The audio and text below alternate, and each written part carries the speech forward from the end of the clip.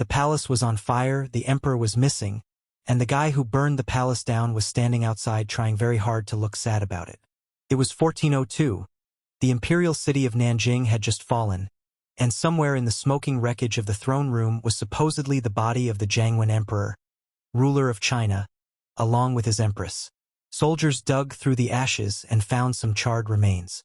These were declared, with tremendous confidence, to be the emperor. Nobody asked for a closer look.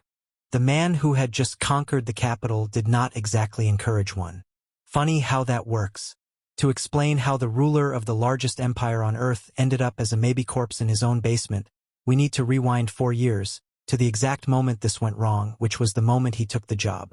Zhu Yunwen became emperor in 1398 at 21, inheriting the throne from his grandfather Hongwu, a man who started life as an orphan peasant and ended it as the founder of the Ming dynasty. Having spent the years in between purging so many officials that surviving Hongwu's court was basically a career achievement. The throne was never even supposed to go to Yunwen. It was supposed to go to his father, the crown prince, who inconveniently died first. Rather than skip to one of his many battle-hardened sons, Hongwu handed the empire to his grandson instead, because tradition said so, and then died, leaving said grandson holding an empire full of uncles who were older, angrier, and armed. Those uncles were princes commanding real armies along the northern frontier, because Hongwu's genius plan for keeping the empire safe was giving his own sons private militias. Yunwen, now the Jianwen Emperor, looked at this arrangement and thought, correctly, that it was a problem. So he started stripping his uncles of power. One by one. Arrested, demoted, driven to suicide, reduced to commoner status. It was going great, right up until it reached the one uncle with an actual army standing behind him.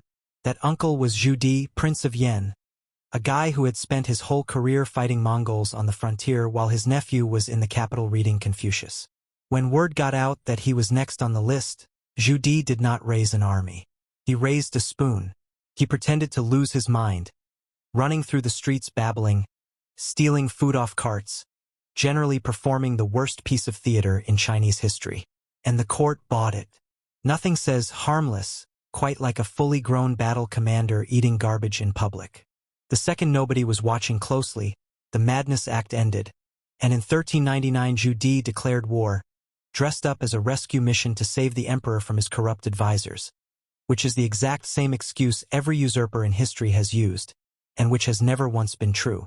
What followed was 3 years of civil war called the Jingnan Campaign, and it should not have been close. Jianwen had the bigger army, the treasury, and the actual throne. What he did not have was competent generals, because his grandfather had already executed most of them a decade earlier for the crime of maybe someday being dangerous. His replacement commanders were, to put it generously, a disaster. One lost his army so fast he left the entire supply train behind for the enemy to loot. Another kept getting outmaneuvered by a man who, again, was legally supposed to be insane. Then there's the single dumbest order in the entire war. Jianwen, worried about the personal shame of killing a relative, ordered his own troops not to harm Zhu Di in battle, not capture him, not kill him, just generally leave him alone, which meant Zhu Di could ride directly into the heat of combat, over and over, completely unkillable by rule, while everyone actually trying to win the war around him got cut down normally. It's hard to lose a war that badly. Jianwen found a way. By 1402, Zhu Di's forces reached the capital, and the city, exhausted and unconvinced this fight was worth dying for, simply opened the gates. No siege, no last stand, just the sound of a very expensive throne quietly changing owners. And then the fire. The palace burned, the emperor and empress were declared dead in it, and the histories were closed almost before the smoke cleared, which would be a nice tidy ending except nobody believed it, then or now. The bodies were unrecognizable. No public burial. No coffin anyone actually saw. And the man who'd just spent 3 years fighting to take that throne had every reason on earth to want his rival declared officially, permanently, don't look any closer dead. Rumors started almost immediately that Jianwen had slipped out through a hidden passage disguised as a monk, shaved head and all, and vanished into the largest country on the planet. Zhu Di, now the Yongle Emperor, did not take this well. You would think winning a 3-year war and taking the throne would be the hard part. It was not. The hard part was the next 20 years, spent as the most powerful man in China, unable to fully enjoy it, because somewhere out there might be the nephew he was supposed to have burned. First, he cleaned house. The scholar Feng Xiaoru was ordered to write the official proclamation legitimizing the new reign and instead wrote a single furious character accusing Yongle of usurpation, which is objectively a power move and objectively a fatal one. He was executed, along with what the records describe as 10 degrees of his relations, a purge so wide it reportedly swallowed his students too, on the theory that loyalty might be airborne. Hundreds died to send one message: pick a side fast. Then came the search.